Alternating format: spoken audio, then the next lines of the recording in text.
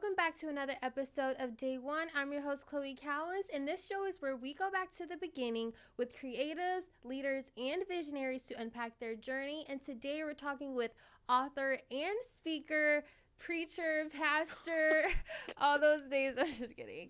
Smith-Haines.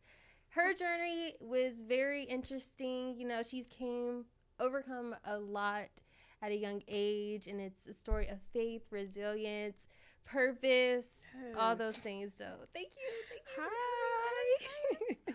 I'm so excited to be here. Okay, we need to start off with how we met. Okay.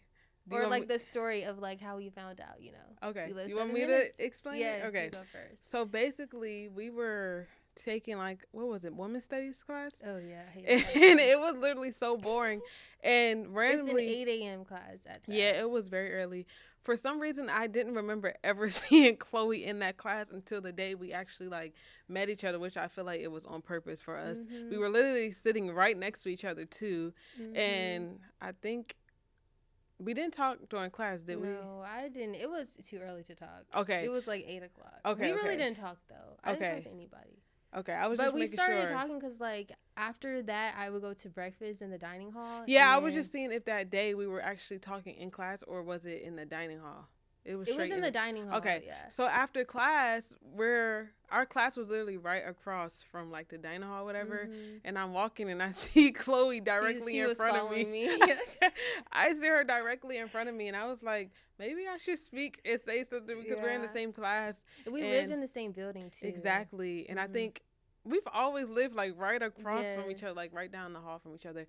And from there, it was like we just started you came talking. To me and you were like, we stayed at Cougar Place at the time. This place called Cougar Place. I don't even remember what I said. Yeah, I was like, yeah. And then you like walked away and I was like, really? Yeah. You was I like, walked away? Yeah, you was like, do you stay at Cougar Place? And I was like, yeah. Ooh. And you walked and then in my head I'm like, oh, okay, but it's college, so yeah, I don't remember walking away though. Yeah, it's like college, that like so everybody. Awkward. I feel like that's the only place where you can like randomly just say something random to somebody and like get and away then go with about it. your day. Like so, I went over to sit at the table and I saw you by yourself, and I came back over there. I'm like, are you here by yourself? And then I told you to come. That. Yeah, I told you to come sit with me. Oh, okay. And then we started talking. I don't even know how we got on everything, but we found out we lived 5 minutes away from each other. Because I asked you, where do you live? No, I asked you where you were from, and then you said you were from New Jersey. Yeah. And then Jersey you said native. that you moved to like a small town. Yes. The small town. I'm not gonna say the name. Yeah. But small town. The small town that we were from. Yeah. And then turns out we live 7 minutes Literally. from each other. Literally. So, which was kind of weird because I didn't expect anybody to live where I live. Yeah, that's like, a very like everybody niche, be saying, like small town. Yeah. So it was cool, and I feel like it was definitely intentional because there's no way that we found out. And then that week, I literally think you drove home with me. Was it that weekend or the weekend after It that? was like probably the next weekend. It was like so that. quick too. Yeah, and then all of a sudden we're driving home together. Yeah, because I was stuff like going that. to like surprise my family. Oh yeah, yeah. I remember. Oh, that was the first time you were on the Yeah. phone with them, all trying to be secretive and stuff. Yeah. Okay, yeah. But that's how it came to be, you guys. Yes. So thank you for coming. Thank you on for the having show. me. I'm excited. I'm excited. Yeah, I'm excited to get in her journey. You know, at a young age, at 7 years old, you lost your mother. Could you just take me back to that time when everything really started to change for you? Okay. So my mom, it's a specific type of heart failure. I think it starts with a C. I don't remember off the top of my head, but my mom struggled with heart failure way before I was born, I believe. My grandfather had it, but he ended up passing from it. So it was kind of like a generational thing, but that stopped with her. I don't really believe that it's still going on, but yeah, she was dealing with that. And you know, you wouldn't have really noticed that she was sick because I mean, she was a single mom taking care of 3 children, and one of those children were handicapped, which was my brother. So she was really handling everything well, and she was doing a great job at maintaining herself as well as me and my siblings. And you know, I really didn't start to see, to be honest, I don't really remember much of my childhood. And anytime I'm in a place or a position where I have to talk about my childhood, I be like, God, please give me some memories because I do not remember. But I think like after a certain time, I started to kind of see her being sick. Like I would Mhm. see, you know, her kind of getting weak, or like her having, you know, certain accidents in the bathroom and stuff like that. And I'm like, okay, this is kind of serious. But then again, Mhm. I'm young, so I'm thinking she probably just sick from something. And then it started to get in the point where she was in and out of the hospital, and like after school I would have to go stay with my aunts and uncles and stuff like that because she was in the hospital consistently. And it was kind of like weird because it was like my life was kind of changing because I was used to, you know, being up her butt all the time because that was Mhm. my girl. I am really a parent's girl. I love both of my parents, so I think I was both a mommy's girl and a daddy's girl. But once that started happening and she was in and out of the hospital, and I had to kind of start leaving school a lot, like I was Mhm. barely in school after a certain point.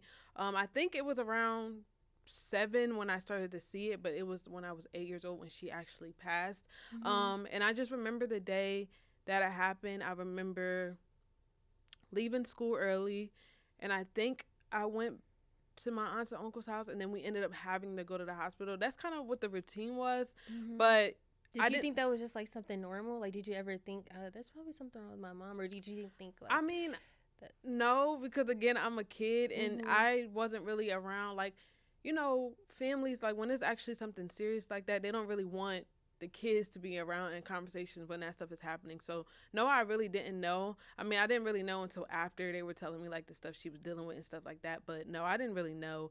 And I remember this day because obviously it was the day that she passed, but how it happened. So, we're in the hospital, kind of in the waiting room, and I think I knew something was different about this time because a lot of our family was at the hospital. Not like how we would be like if I had to go there after school or something, but like everybody in Mhm. my, like people that I probably haven't seen in years was there. So I'm just like, okay, family reunion. But I knew like she ended up passing when my aunt came out of the room. It was Mhm. all my aunts, you know, they were all siblings obviously. And my one aunt, who I've never seen cry or do anything like that, was like literally boo hooing, and they were holding her coming out of the hospital room. Holding your mom? No, holding my Oh, aunt. aunt. Like Okay. her Yeah. arms were up, like she was boo Yeah. hooing. I'm like, okay, something's wrong because I've never seen this lady cry ever. And then I started crying because you know when you're young, you see somebody Yeah. else do it. So I started crying. I don't even know what's going on. I remember this so vividly, but my dad picked me up and he was holding me, and I was like, you know, my head on his shoulders, whatever, and I was just watching everybody in the room. And then after that, me and my sister, for some reason, I don't remember my brother being in the room, but obviously he was there. But Mhm. we saw her. She was obviously gone at that point. And I just remember it was really over because my mom used to have, I don't know if it was a radio or a speaker. Mhm. Really gives radio because I don't think speakers was like that Yeah. popular. Boombox. Yeah, she was playing this. We not that old. We We're still not, boom. we're not. But she was playing a song, "Turning Around for Me." She would have Mhm. that playing all the time in the hospital, and I knew it was kind of like it because I saw my uncle like wrapping that speaker up and like Mhm. turned it off, and he was walking out. And I'm like, oh, so I guess Wow. this is it. And I remember me and my sister were kind of clowning her because her hair was a mess a little bit and her lips was chapped. We was like, we need to get you together, girl. And then that was just, after that, everything just changed. I remember uh, me, my siblings, and my cousins. I think it was just us, and my aunt was driving, and we were all just crying in the car. And I Mhm. remember her on the phone, like, I don't know what to do. They're all in here crying, da da da da. And then I think we went back to the house. After that, you know, after you lose somebody, it's kind of like you still have to get back to life. Yeah. So it was like life still had to happen, and I had to really just realize that, you know, I actually wouldn't have a mom. And it really didn't catch up with me until later because I was still around family. Like, I didn't go through it alone, so I had Mhm. backup. But then when it got to the place where I was getting older and maturing and I had to actually deal with my emotions, then I realized, like, oh, girl, you don't have a mom. So that's Yeah. really how it Do you all. remember what you were thinking in that moment? No, because again, I was so young. So Mhm.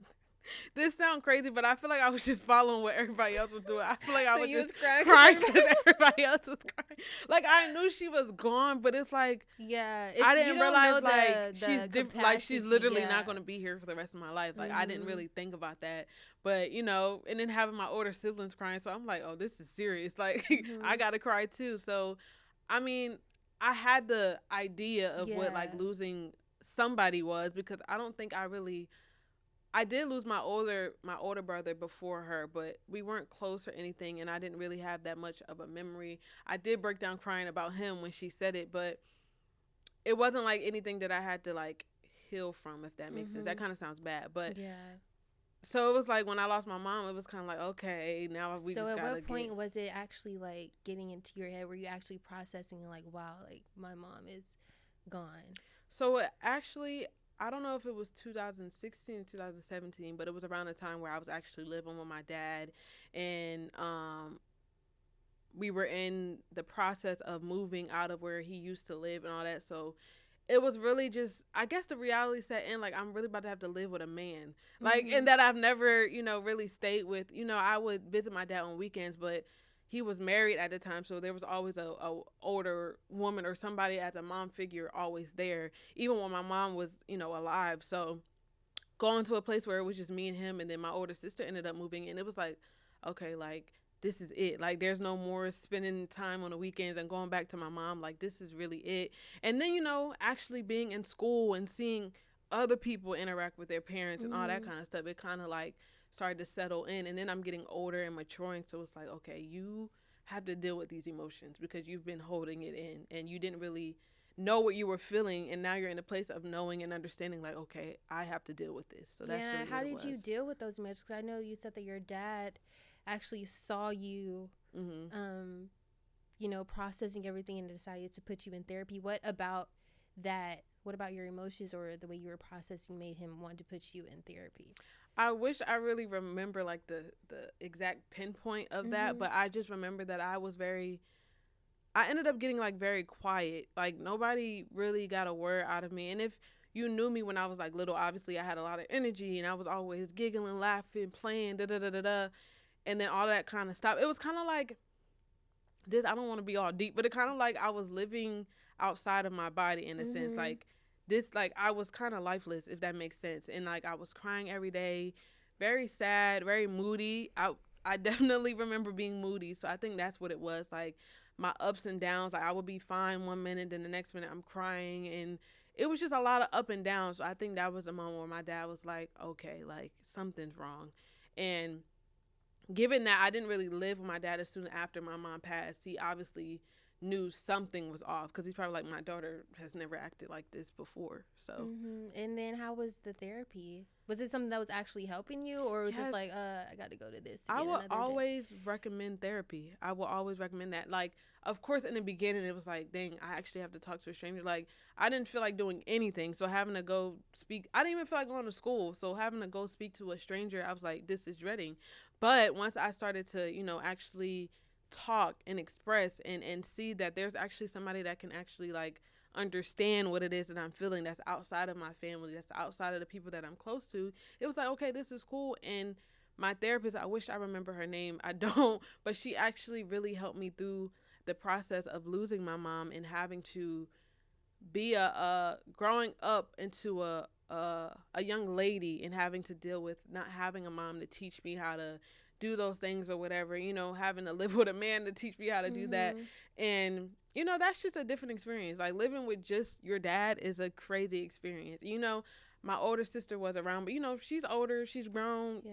She just got out of college, I believe, not too long ago when I moved with my dad. So it was like she still had life to live and all that stuff. So, of course, she taught me some things, but that's not always going to be the same as your actual mom teaching you how to be a young lady and all this kind of stuff. So, yeah, it was tough. It was definitely tough, but I did enjoy therapy and I will always recommend it. Is there something like you still hold on to till today that your therapist told you back then? I would have to say journaling. I think that was like the best thing that my therapist could have recommended, because it's just a simple way of expressing yourself and getting your emotions out and not really having to always say a word, because sometimes you can't really express how you're feeling, but you can write it down.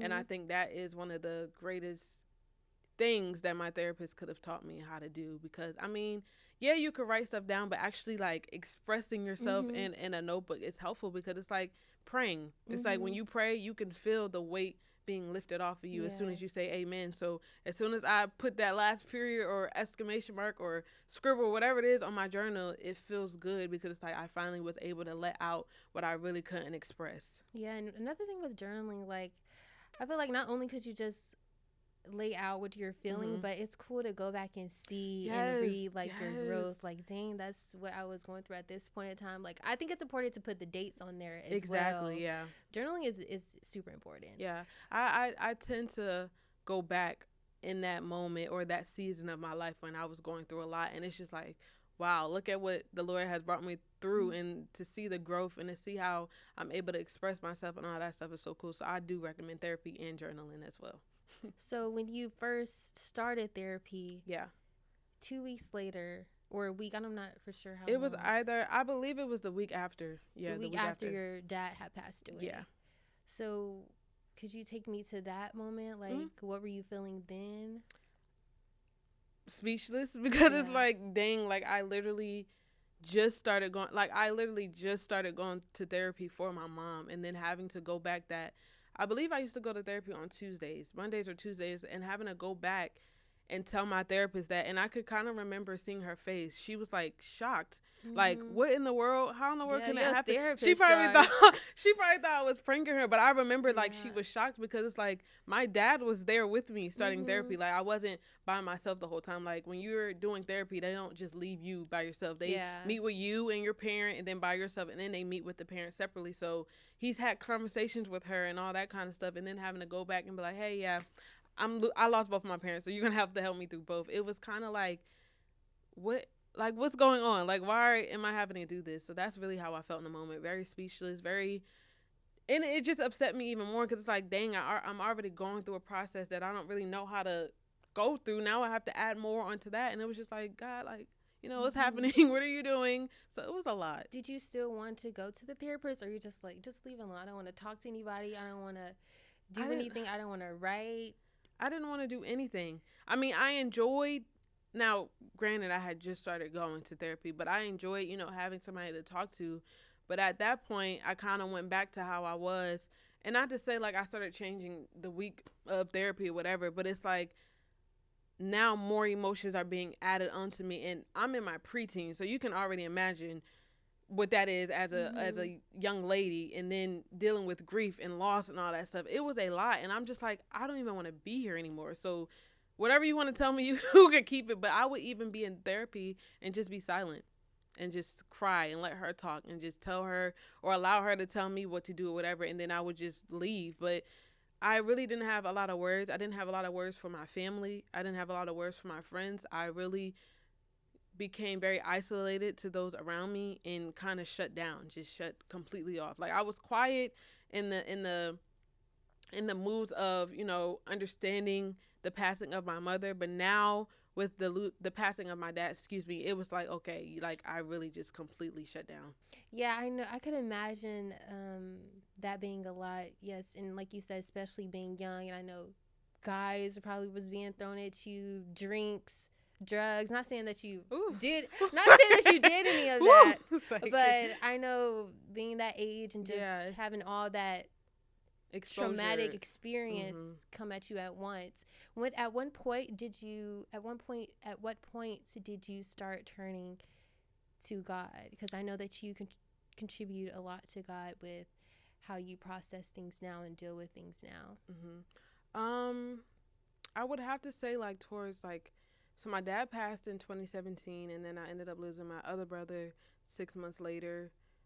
And that was the beginning of, no, that was right before 2017 ended when my brother passed. So then going into the new year, it was like I really started to deal with grief and all that stuff. And then probably around 2019, like the middle of 2019, right before, we went into 2020 with COVID and all that kind of stuff, because I ended up losing my aunt too in 2019, who had just signed the adoption papers to adopt me after losing everybody. So that was something else I had to deal with. So it wasn't really until, like, I would say the middle of 2019, and like it really started in 2020 because I literally had no other choice. Like, there was nothing else we could have been doing in 2020 because of COVID. So the world was shut down. So that was like, I feel like it was a perfect lineup, even though, losing people and all that stuff is just not what we want to go through. But I feel like it was a perfect lineup to really set my eyes upon Jesus and to spend time with him and to grow my relationship with him, because in that moment, that's who I needed the most. Like, I mean, of course, I'll always be a voice for therapy and mental health and all of that, but there's only so much that can do specifically for me. Like, I need Christ. I need that. That's my solid foundation. So I can have everything else in the world, but if it's not right with him, everything else is just not going to go right. So it was around the ending of 2019, right in the middle of COVID and everything. How did God transform you?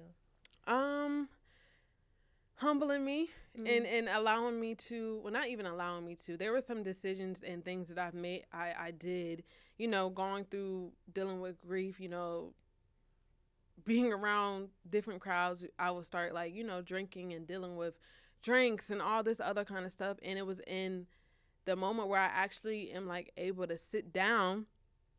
He had to humble me and just show me HEYYY, the path that you're going in isn't the right path. This isn't what I have for you. And you're not going to know how to really be free or to deal with your emotions if you keep running to the things that are not good for you, or the things that are not going to initially save you or anything like that. So it was in the humbling, that process where he had to show me.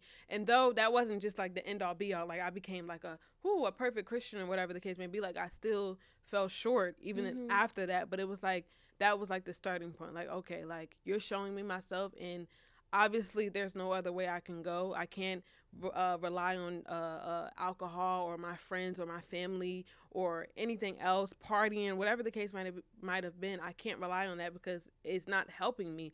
Though I had great support system, that's not what I'm talking about. I'm talking about partying, drinking, hanging around the wrong crowds and all that stuff. That wasn't going to help me. It was leading me down the wrong path, and that was evident in how I was acting. And God had to show me. And you need me, and I want to help you, but you just have to be willing to accept me. And that's what I had to do. When did you get to that point where you were willing to accept? That's a good question. I feel like that was something that I always battle with, because it's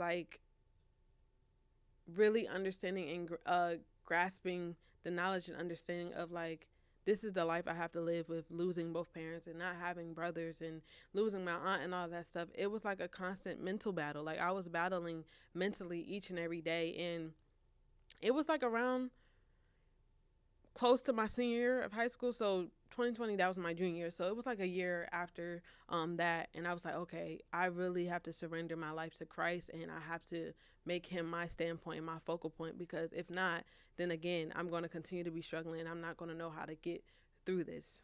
Did you have someone in your ear as well, some of your family members telling you to just look to God after they were seeing how you were dealing with all the passings of your mother, your father, your brother? Yes, of course. My family has always been and will always be my greatest support system. And, growing up in a church, that's one thing, but to have that constantly instilled in you is another. And that's what they did. They didn't allow us to just grow up in church, but they continued to pour into us. And just the way that things were lining up with my family, and my uncle, who's my now dad, and him getting married to my now mom, and how she's a pastor and a preacher, and just how we all aligned and came together. It was just so on time. And the foundation and the family that I then ended up getting was just perfect, perfect for me ending my high school year and coming into college and all that stuff. It was perfect because I had that great support system to lead me and guide me, because we can't do this walk with Christ alone. It's impossible to do that. It's it doubled. Yeah.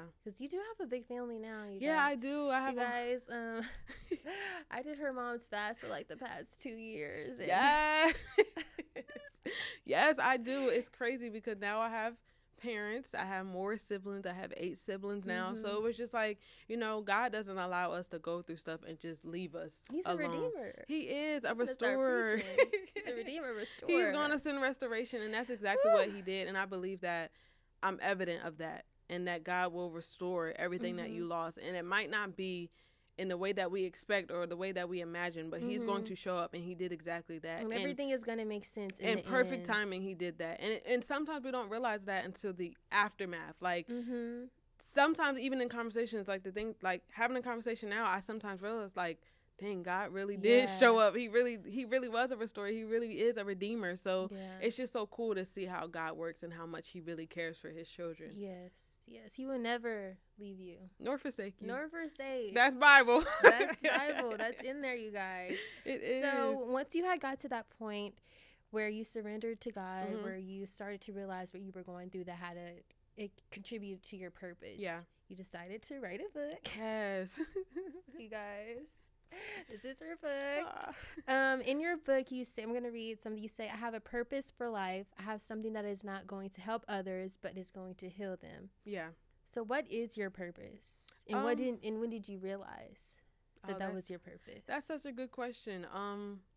My purpose is to be a vessel for Christ and be a voice, a mouthpiece for his kingdom. And that's not necessarily to say like, oh, I'm going to be a pastor or a preacher or whatever. Like people automatically think that's what it is. No, I'm just here to share my story and to show y'all that Christ is a restorer. He is a redeemer, and he's not going to allow you to go through things. Like I'm literally, and this is not like a prideful or arrogant thing, I'm literally evidence of that. And sometimes he allows us to go through stuff so we can be evidence to other people, so people can see the God that we serve, so people can see like, oh, he actually is going to show up, because there's nobody else that could have, you know, saved me or changed my life around the way that he did. Like there's literally nobody. And that's my purpose here on earth, is to just share my story and to express my love for Christ and to allow others to see Christ in me, not for my glory, but for his glory, because the goal is to make heaven crowded. And I want people to see Christ and to see him as everything that he is. And that's my purpose. And I'm still figuring that out. Yeah. I'm still like trying to fully grasp, like, this is what I'm called to do. Like you've actually called me to use my voice. As somebody that used to be so quiet, he's actually called me to, he trusts me enough to be a vessel and a mouthpiece for his kingdom. And that's just a humbling thing. Like I want to make sure that I'm humbled at all times. And it's just something that I have to learn and grow through every day to make sure that I'm doing it right. But that's what I believe my purpose is. How do you make sure you're humble? Like, do you ever be like, oh, Kaya, you get a little bit too? I like, always, what do you do? My prayer every single day is, Father, forgive me for my sins knowingly and unknowingly, and to create in me a clean heart and renew a right and steadfast spirit within me, and take away anything that's unclean, anything that does not honor you or please you or bring your name glory, because it isn't about me. And I don't ever want to be in a position where it's like the Kaya show. No, this is just what I've been through, and Jesus Christ saved me. So this is what I'm doing. I'm just being a ambassador for Christ. That's literally all I am. And that's my constant prayer, to make sure that I'm walking humbly and to make sure I'm walking in pureness, because pureness is the goal, and that's holy and that's acceptable. So that's my prayer every single day. Even in moments where I'm in my head, I don't even have to say some stuff, and I'm in my head, and it's like, okay, God, humble me, clean me, keep me clean, because I want to make sure that I'm representing you well, because that's all I'm doing.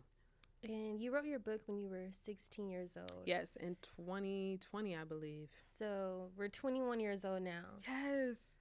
Young so I'm sure many things have happened from the span of 16 to 21 years old. And 16 where you feel like, yeah, everything makes sense now, but what would you tell your 16-year-old self now? Ooh. As a 21-year-old?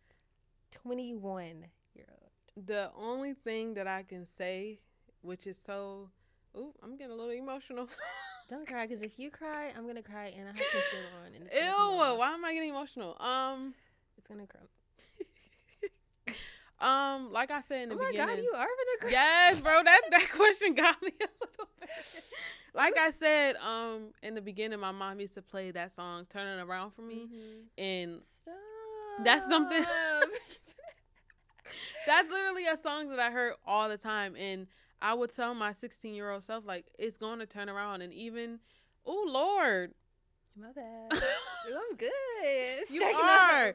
I would tell myself, because even though I was able to write a book and stuff like that, I was still struggling. And I didn't really see, like, the light, because, again, I was still struggling mentally. And when you're struggling mentally, everything else is clouded, because you can't see clearly, because your mind is stuck on so many things. And that's the place that I was in. Even though I wrote a book, published it, and all that kind of stuff, I was still struggling. And it was a constant battle, because once I wrote that book, I kind of knew, like, this is what I'm called to do. Like, you're going to be an author. You're going to be using your voice. And I kind of started to step into that. But again, I was struggling with a lot. So it was like, God, I don't really know what it is that you want me to do. I was going through a lot of confusion and all that. So that's the thing I would tell myself, like, it's turning around for you. And that song, I didn't hear that growing up for no reason. That's like my life story. It's always going to turn around. And I wish, not to say I wish I knew that back then, but that is basically what I would have told my 16-year-old self. And another word you can use instead of struggling is growing. Yeah. You were growing as well. And I feel like that's never ending. Yeah. We're going to grow until the day we die. Just like you learn something new every day, you're going to grow something every day. Like, you're going to... something stupid every week. Fall short every day. Yeah. It's like you got to pick yourself up and just try again. And that... I was just in that place, growing, dealing, and actually accepting the life that I have now. And yeah, that's what I would tell myself. Like, it's turning around for you. And it's going to be in such a beautiful way that it's going to be evident to other people to want to serve Jesus Christ. So how is life like now for you? Oh, life is so lit. Okay. Ooh, I got a piece of hair. Sorry. But life is fun. I'm now a senior in college, about to graduate in May. I've been a part of an org I'm now the president of that I get to do Bible studies in. Organization. Too. Oh, yeah, sorry. Organization at the University of Houston that I'm able to lead and do Bible studies. I post videos on social media, and I don't know. I've just been enjoying life, and I just feel like I'm in a place or a season of my life where I'm truly understanding and knowing who I am, the things that I like, the style that I have, and the things that I that are a desire of mine. I think that I'm just in that place, and I don't have any complaints. I feel like the Lord has always and will always show up in my life each and every day, and I feel like he's been doing that now. And yeah, I think I'm just in a place of really walking in the purpose, that God has for me and what he's already ordained for me even before I was born. And I think I'm growing confidence and being more bold about it. And yeah, that's that place that I'm in. And I'm very grateful to be in this place because it took a lot to even be here. So yeah. So happy for you. Thank you, girl. Oh my gosh. Thank you, okay, girl. to cap this off. Okay. We're going to play a game. Uh-oh. So I'm going to say 4 things. Okay. You're going to tell me if that's in your book. Ooh. Or if that's from somewhere else. Okay. Okay? Ooh, I'm about to be humbled. I'm not going to lie, y'all. I don't remember the last time I read this book. So we're going to see. First one. I am so glad that I was able to make it. And I am so glad to be able to tell others that you will make it. That's in there. Okay. Okay. I feel like that's like, and like, is that in the beginning? Like that's at the end. Okay. Wow. Did you read the book? No. I remember saying that, but I didn't know if that was in the end or like at the end of the introduction of the book. Okay. Another one. My anaconda don't want none unless you got blood. What? That's anything. You know Nicki Minaj said that. She did. No, it's in here. It's on page 20. No, that's crazy. It's on page 20. It's like that. You are nuts. Okay. Last thing. It is not hard to make lemonade, but some things people do enjoy adding their own little kick to it. That's in there. Okay. Do you remember what you said? Something. I did say something about you got to make some with lemonade or something, or lemons or something like that. You were just saying, what were you saying? You were saying something about how like strength is your kick to lemonade. Yeah. Showing people that you have strength. And stuff I promise like y'all, I did write the book. Like, I didn't use ChatGPT. It was long ago. That's your That was in 2020. We in 2026. Yes, but are there more books coming? Yes, there are. Hopefully this year, by the end of this year. Yeah. Are you writing it now? Yeah, I am. Oh I'm working on it right now. So hopefully by the end of this year, it'll be published. Okay, we gotta do a part 2. Yes, it's gonna be really good. But yeah, thank you, Kaya, so much for coming on and sharing your story. Tell them where you can find. Well, thank you for having me on here. What's my camera? Your eyes are still watery. Really? Are you still They might be glossy. Okay. Because I'm fine, but they might be glossy. Which one's my camera? This is your camera right there. This one, number 3? No, that one's your camera. Okay. Hey, y'all. You can find me on Instagram and TikTok at Kaya Paris, KayapAris. And on YouTube with the same name. Hopefully I'll get back to posting videos on there as well. But if you want to find out more about me, that's where you can find me. And hopefully we have book number 2 coming at the end of this year. Yes, I'm excited. You guys follow me on Instagram at @ChloeCowens_. Make sure you share this video, like it, subscribe. You subscribe to my channel? Sure did. Oh, okay. Just making sure. And yeah, tell your friends, everything, you guys. Thank y'all, and I will see you guys on the next episode of Day 1. Bye.